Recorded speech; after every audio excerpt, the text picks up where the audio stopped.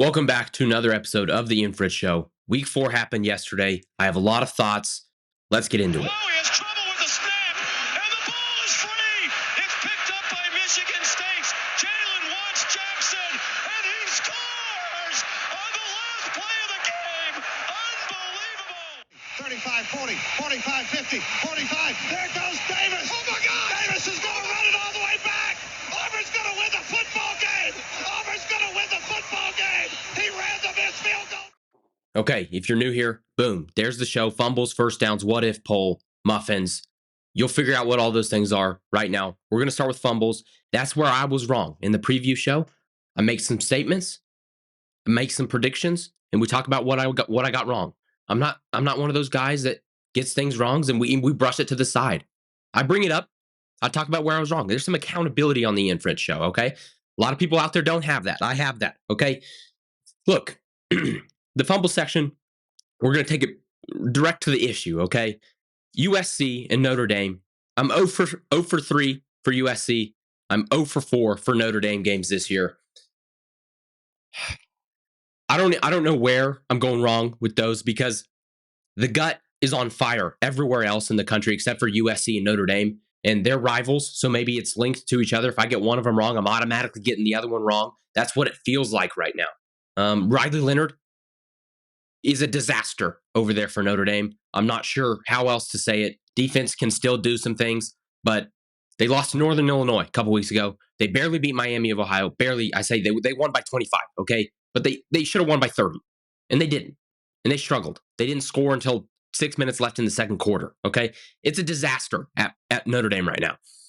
And they're still ranked in the top 15 or whatever the AP poll has them at right now. I know I don't have them that high in the what if poll. They're higher than they probably should be, but the teams behind them, I don't know if I have any reason of ranking them above them. Okay, but Notre Dame, look, if you're doing the picks with me, congratulations. We went 12-6 in week 4. That's a great record. We're so good at the picks right now, except for USC and Notre Dame. All you have to do right now is whatever I do for USC, whatever I do for Notre Dame, just pick the exact opposite. Okay. I picked USC to cover the 4.5 that they were given against Michigan. They went in there, got down 14-3 early, and it was never really close after that. Miller Moss had one of the worst throws I've ever seen that ended up in a pick 6 for Will Johnson. Absolute stud over there in Michigan. And what I've learned in this game is USC's not ready for the Big Ten. They're not ready for the big dogs over there in Big Ten country, okay? They're still smaller, weaker, slower than Michigan, on defense at least. Now, Michigan just ran it down their throat the entire game. They threw for 35 yards, 40 yards, whatever it was that Alex Orji threw for at the end of the game. He had less than 50 yards passing, and Michigan won the football game. That tells me more. Well, it tells me a lot about Michigan, and it tells me a lot about USC. USC's not ready to get pounded like the Big Ten's going to be pounding them, okay? That may get clipped. I'm not sure. USC's not ready to take a pounding, okay? And they took it yesterday, and they lost, okay? They're not ready yet. Lincoln Riley, look, they may be ready with the Anton Lynn defensive coordinator, but they're not there yet, okay? I jumped the gun on that, and that's on me. Hand up, that's on me. Now, Michigan, I dropped them out of the top 25 past couple weeks because they look like an abysmal football team. And I still think offensively, you can't just say, you can with certain teams, but you're not going to pass for 35 yards and win more than seven games this year if you're Michigan. They're going to have to figure something out offensively. Now, defensively for them, I think the defense is still legit, and it might tell me a little bit more about the Texas Longhorns, what they did to Michigan right now. Because that defensive line for Michigan yesterday, they ate. And they didn't eat against the Texas Longhorns. So USC stock down, Michigan stock, I guess, up because they won against a top 15 team. And then Texas stock up based on what I saw from the USC Michigan game. Notre Dame, wrong again. USC, wrong again. I have no feel for those two teams whatsoever. Let's move on to the first downs. What did I get right? I already told you we went 12-6 with the picks. Another stellar week for the picks this year. We're doing really good in the picks, okay? So if you want to win some money, hop on the train. Ian Fritts Show. We only go with the gut. And the gut said we were correct on this one. We were correct from the get-go. Tennessee versus OU. We had Tennessee to cover. We were correct. Now, Game day was there. Josh Pate was there. Every big dog was there in town for this football game. Ben, Kirk Herbstreit's dog, was there. And guess who was there as well? The Ian Fritts Show. The Ian Fritts Show was present at this football game. And there's a lot of narratives flying around out there right now for OU, for Tennessee, and what that game, what we saw from the game. Well, I'm going to tell you, as someone who was at the football game, what happened and what I saw, okay? And I like to base teams based on what we've seen from them. I'm not a big potential guy. Potential. I'm not a big, this team has a lot of potential, okay? Potential doesn't mean diddly squat. And fun fact, it's actually doodly squat, or that was the original. So potential doesn't mean anything, at least to me. Some people rank on potential. I don't do that. I rank on based on what we've seen on the football field because games matter. Games matter, okay? In the last night game that I was at, Tennessee OU, that game mattered. And there's a lot of things that came out of that game that had me going, hey, we learned a lot about Tennessee and OU, okay? So I'll start with Tennessee. They won the football game 25-15. They were up, I believe, 18-3 at halftime. And 19-3 at halftime, excuse me. There was a safety in there. Look, from the get-go, this crowd was one of the loudest crowds I've ever been a part of. I believe the ESPN broadcast said early in the first quarter or early in the second quarter, somewhere around there, that was the loudest game they had been to in 2+ years. Okay. The loudest game they had been to in 2+ years. OU fans showed up yesterday in a big way. They made it hard for Nico, Josh Heupel, and that offense to figure out what was going on. Okay. They were huddling basically every single play. Tennessee was offensively. Almost every play, at least the first play of every drive, they were in a huddle, except for the wideouts, way out there, didn't want to bring them in. Okay. But for the most part, I mean, they were grouped together so they could hear themselves think. Okay. That's how loud this crowd was. Now, we start off the game. Nico starts 5 for 6, 120 yards and a touchdown. Great start. Hey, they get up 10-3. OU pins Tennessee deep early in the second quarter. Tennessee has the ball at their own 5-yard line. Nico drops back to pass. Safety for Oklahoma comes around on the blitz. Robert Spears-Jennings. Great game for him, by the way. 13 tackles, led OU. He comes around on the blitz. Boom, swats that ball out of Nico's hand like a statue. Nico didn't even know what hit him. Okay. And Ethan Downs, defensive end for Oklahoma, grabs that ball, cradles it. OU has the ball, 3-10. A lot of game left on the 5-yard line. They have to go 5 yards to tie the football game with the number 6 team in the country. The defense was balling out. They gave them a gift. They wrapped it up, nice little bow. They said, here you go, offense. Just punch this ball in, okay? And Tennessee was like, well, okay, hey, this defense came to play today. This defense came to play today. And what does OU do? What does OU do? They say, hey, Tennessee, we are horrible offensively, and we're just going to give you the ball back. Jackson Arnold, quarterback, ended up getting benched. They ran this little option play. He decided to keep it. He ran up the middle. He fumbled. Tennessee gets the ball back. The very next play. And the game was pretty much over after that. That ensuing drive for Tennessee, they punted the ball down to Oklahoma's 5-yard line. Oklahoma had a false start, ended up at the 2-yard line, and they got a safety on that next play. It's 12-3, and the feeling in the crowd in the stadium was there is no chance for OU to win this football game offensively. They were down 9 points, and it felt like the game was out of reach based on how that offense had performed. What makes it even worse is 12-3 again. Tennessee gives the ball to OU. Excuse me. Tennessee has the ball at their own 35-yard line. Again, OU forces a fumble on Nico. OU recovers it. The 35-yard line. They're in field goal range. They are in field goal range. It's 12-3. You're still in this football game if you're OU because of your defense. Because of your defense hounding Nico, okay? You're still in this thing. And you give the ball back the very next play. I've never seen anything like this.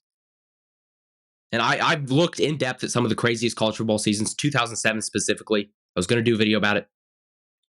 I looked at every single week that year. I don't remember this happening. You force a turnover. The very next play you turn it over. That's happened. I've never seen it 2 times in the same game from the same team, let alone the same player. And it happened twice in this game for OU. Okay. It was astonishing to look at. Look, my takeaways from this game for OU, they would go on, they would bench Jackson Arnold. Hawkins, their backup quarterback, would come in, give them a spark a little. They ended up scoring a couple touchdowns, but Tennessee, they ran the clock out in the second half. The offense was not moving the ball anyways. There's a narrative going around out there that Tennessee, Josh Heupel took the foot off the gas, and they just said, "Hey, we're just going to cruise this thing in. We're just going to cruise this thing in, and we're just let the game be over." Okay. To an extent, I believe that. I believe Josh Heupel took the foot off the gas, not because he thought they didn't need to run the score up. Okay. Not because he didn't want to run the score up. I think he had to take the foot off the gas because that Oklahoma defense was swarming them. Okay.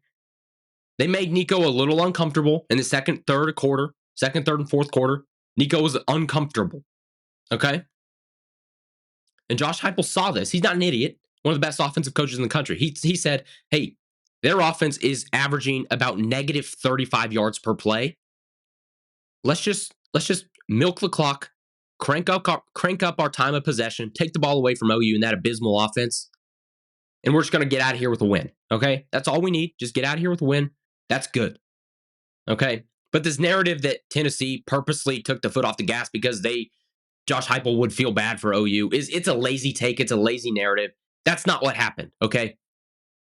The really good Tennessee offense that we'd seen through 3 weeks was stifled. Aside from 2 explosive plays, hey, explosive plays happens. Credit to Tennessee for taking care of it, especially Nico making those throws. Credit to them. I'm not taking away what Tennessee did, but for me, that OU defense is legit. And this game said more about OU than it did Tennessee. OU on both sides of the ball than it did on Tennessee both sides of the ball. Look, we knew the offense for Tennessee was really, really good. They showed at times to be really, really good. Their defense showed at times, basically the entire game, that they were really, really good. We knew that coming in. Now, for OU, there were still a little bit questions defensively. We thought, hey, they're a really good football team defensively. They have a lot of good players. They've shown through 3 weeks, hey, they're not to be messed with, but they haven't played a Tennessee offense, okay? They have not played a Tennessee offense. Are they going to be able to handle them? They handled them, okay? So, hey, couple notches up from what I thought OU's defense was. I learned a lot about that defense. They played a lot of young guys, and the young guys played well, okay? OU defense has gone trajectory up, in my opinion. I learned more about that defensive group than I did Tennessee offense and Tennessee's defense. I learned a lot more about OU's offense than I did Tennessee's defense, okay? OU's offense, we knew coming into the season, the talk was the offensive line is horrible. It's horrible. It's horrible. And they showed last night and through the first 3 weeks that it's horrible. It has not gotten better through 3 weeks, through 4 weeks. It might have gotten worse. Who knows?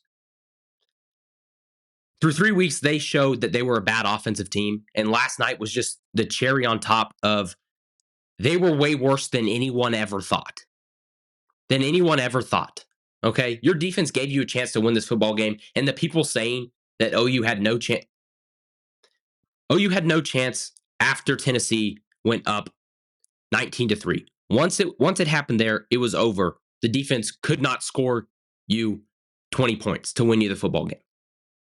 But midway through the second quarter, this was still a football game. Now, you still have 2.5 quarters left, so maybe it wasn't a football game. But the take that Tennessee is light years better than Oklahoma, and they are, is correct. It's correct.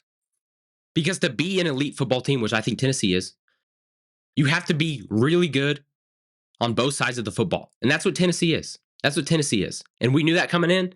I left with basically the exact same feelings about Tennessee. And I left with positive takes from OU defensively and about as bad negative takes that you can possibly take away from an offense in a football game. That's why I learned more about OU. I learned more about their defense. It's better than I thought it was. I learned more about their offense. It's way worse than I thought it was. Okay. Josh Heupel, credit. You went in there, you won a football game against the loudest crowd that ESPN had in 2 years. Credit to you. Credit to Nico. He's gonna be really, really good next year. The rest of this year, he's been really good. Tennessee's got a really good football team. You'll see where I have him in the what if poll. Tennessee's a good football team. OU plays Auburn next week, so that game might be 3-2 at the end of that one. So that's going to be a fun football game for nobody to watch. But credit Tennessee. They won. Biggest game of the season so far for them. National headlines. I still do have some questions about the quality of opponent they have played defensively. Like their defense, I still think is really, really good. Defensive line, really, really good. But the offensive, you cannot deny that the offensives they have played are some of the worst offenses in the country. You can't deny that fact. Tennessee's really good. I'm not trying to say they're not really good. I still do have a little bit of question marks around their defense. I'm going to leave it at that. Another thing I got right, Illinois, Nebraska. I said in the preview show, everything in this game is pointing to Nebraska. Pick Nebraska, pick Nebraska, pick Nebraska. And there was something about this game where the gut was saying, no, no, no, no, no, no. It's Illinois. It's Illinois. It's Illinois. And I listen to the gut. We listen to the gut. Always listen to the gut. Okay. If that's one thing you take away from the show, other than that somehow you think I hate Tennessee, which I don't, listen to your gut. Okay. We listened to the gut, and Tennessee went in there and won a football game in overtime against Nebraska. Now, takeaways from this football game: Illinois is a legit football team. Nobody knew about them. Look, I was not high on Illinois coming into the year. They're proving me wrong. They're proving everybody wrong. I was not high on Luke Altmaier, their quarterback. Okay. He had a lot of turnover issues last year. He assured those up, and he's playing like an absolute stud. They went in there against a really good Nebraska defense. Okay. That Nebraska defense, you remember what they did to Colorado? Yeah, Colorado scored 10 points. Okay. And really, those 10 points, meh. Okay. That's a really good defense for Nebraska. And Illinois put up 31. Granted, in overtime, they still put up 31. So credit to Illinois, credit to Luke Altmaier. They blew me away. The gut, always listen to the gut. Okay. Now, Nebraska, Dylan Raiola is a superstar in the making. Okay. I know he had some mistakes, but that guy is definitely, he has the it factor. Okay. He has the it factor.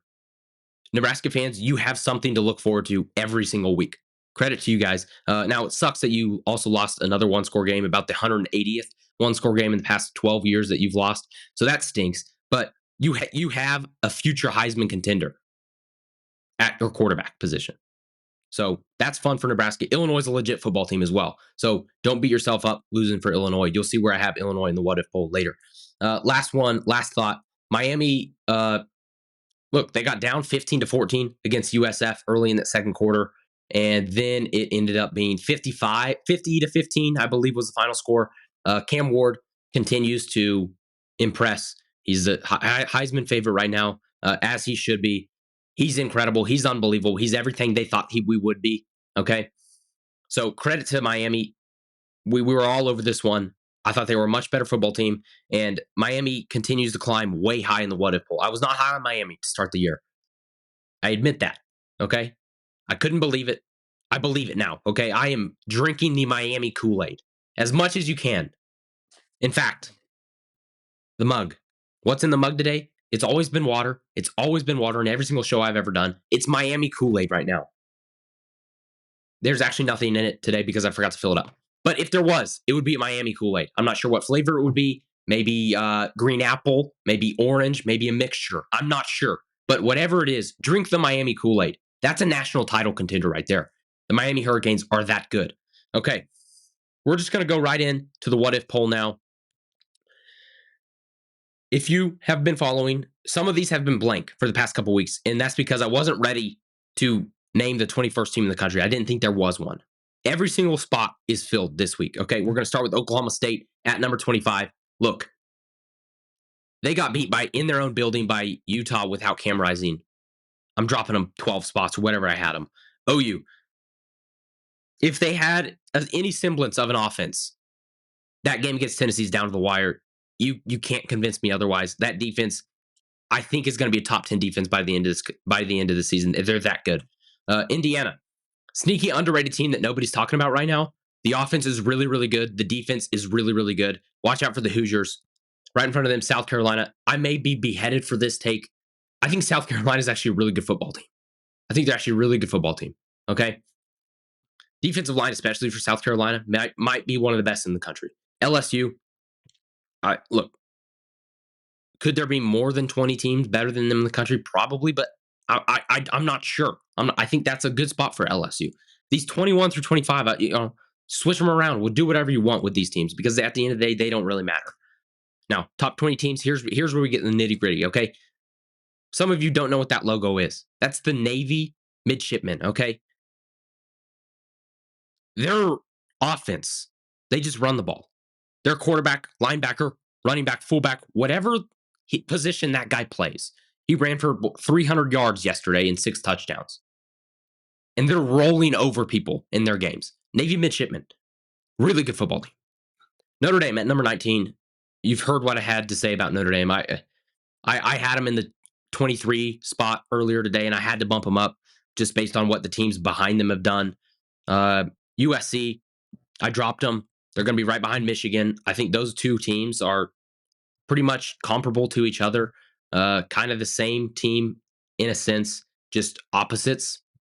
If that makes any sense. Michigan can only run the football. USC can't stop the run. Offensively, Michigan can't do anything. USC can do everything offensively. Iowa State at number 16.